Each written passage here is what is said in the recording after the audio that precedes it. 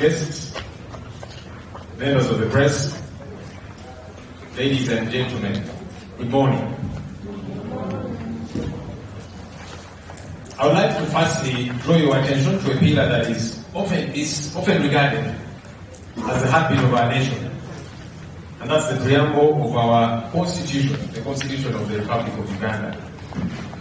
In these few lines, we find a profound reflection of our history and poignant expression of the desired state envisioned by the framers of our country's constitution. Jurists across the world concur that if any provision can be called the bolster of the constitution, then it is the preamble. The preamble sets the base for not only the rule of law, but also the development agenda of our country. The preamble begins with the words, "We, the people of Uganda," recording our history, which has been characterized by political and constitutional instability. These opening words immediately acknowledge the historical context from which our nation emerged. They recognize the trials and tribulations of our past, marked by political and constitutional challenges that have shaped the very fabric of Uganda. As we reflect on our history, we understand that Uganda has experienced moments of turbulence and uncertainty. The framers of our constitution were acutely aware of the need to address and rectify the issues that have hindered the progress and stability of our nation. The preamble serves as a testament to their commitment to learning from the past and forging a new path forward. The next segment of the preamble declares, "Desiring to secure for ourselves and our posterity a stable and peaceful environment." These words articulate a clear vision for the future, a future characterized by stability and peace.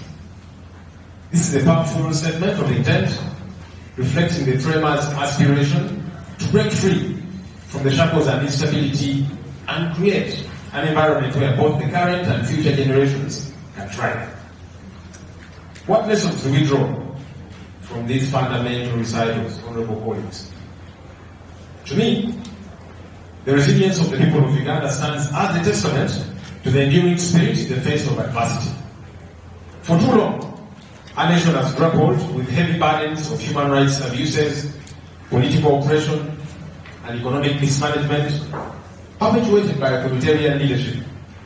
These afflictions have cast a shadow of uncertainty over the future of our beloved country, inflicting untold suffering upon the citizens.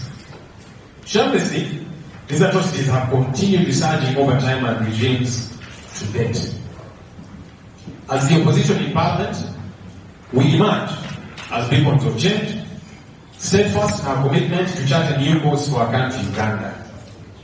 Our mission is clear: to champion transparency and accountability through the invocation of parliamentary and constitutional mechanisms, holding the government accountable for its actions and inactions.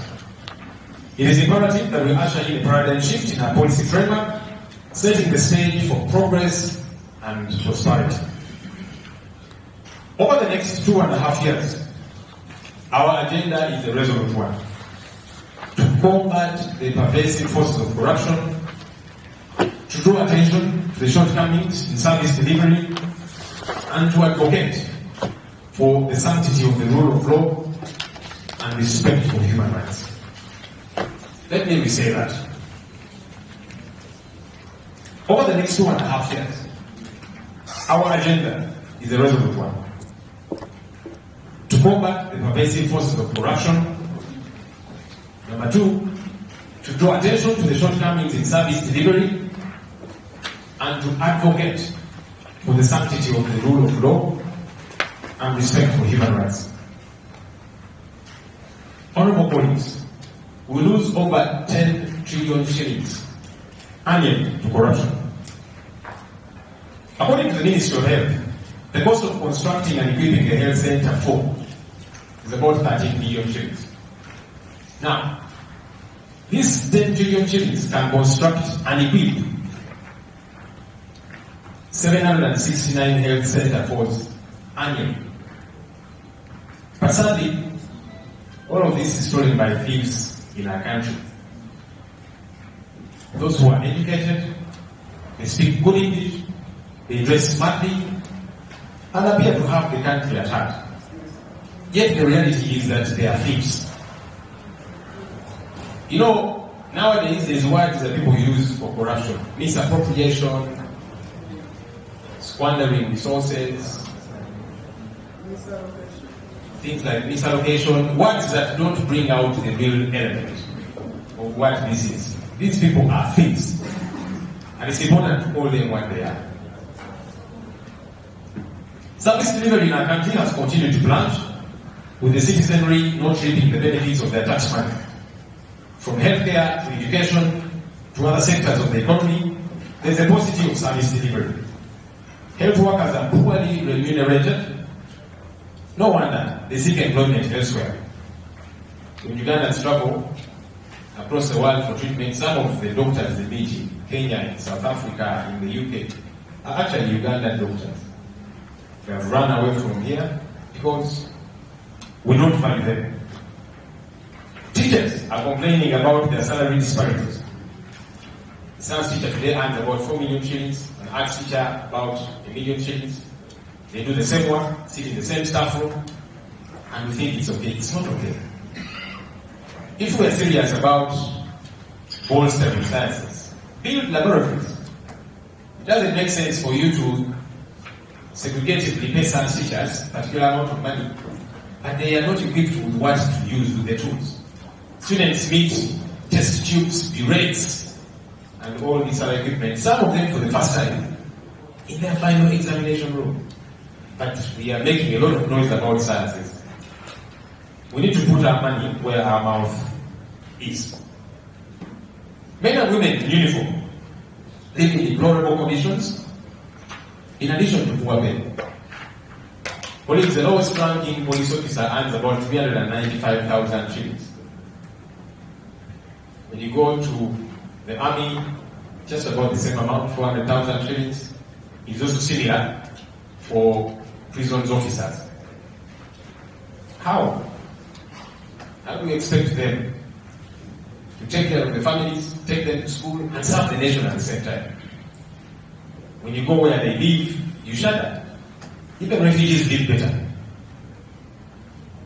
And somehow, we imagine it's not a big deal. It is a big deal.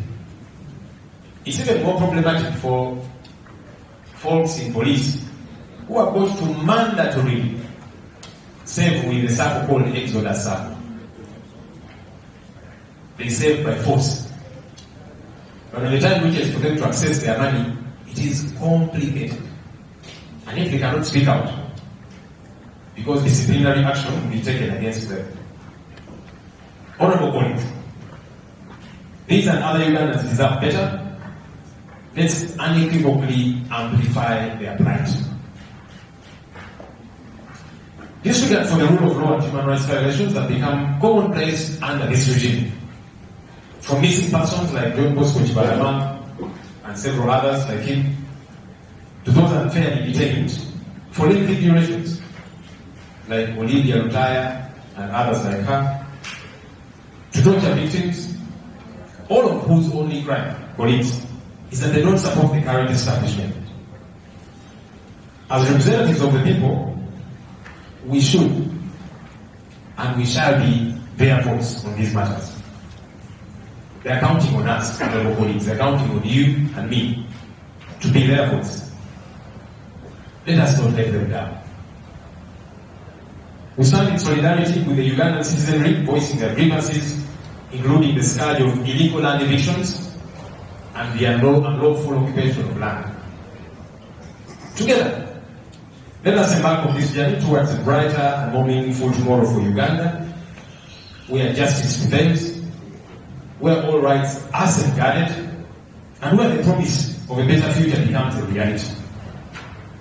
United in purpose, we shall overcome the challenges that lie ahead, forging a path towards a nation where the aspirations of its people are realized and celebrated. Colleagues, we have taken oath. Firstly, we took oath of office as members of parliament, and now As shadow cabinet ministers, we have taken oath. I appeal to us by the mercy of God. Let's adhere to this oath. Because we have the oath we have taken is not just us paying allegiance to the Constitution of Uganda, but to the people of Uganda who expect us to be their voice regarding the issues that are of concern to them. Let's remain steadfast. May they see themselves in us as leaders, in what we do, in what we say, in how we operate. May they not see us as part of the problem. May they see us as part of the solution. As leaders who care about them, leaders who are concerned about the quandaries that they grapple with on a daily basis. May we be their voice, that unequivocal voice. And by the way, colleagues, as we do this, we'll face numerous challenges. Numerous challenges. But they are not insurmountable. And as we keep doing what we ought to do, we will keep triumphing over the odds that are against us. And there are many ahead of us. You know, some have already started. And in some cases, even in a petty form. The other day, we went for an oversight tour of the roads in Kampala. Roads that are in such bad shape. Kampala generates 60% of this country's revenue. But just look at the mess in which it is. The roads are in a shambolic state. When we talk about these things, some people say we are political. So we said, no, we now need to go on ground and show the country what we are talking about. And it's not politics, it is reality. That's why we went.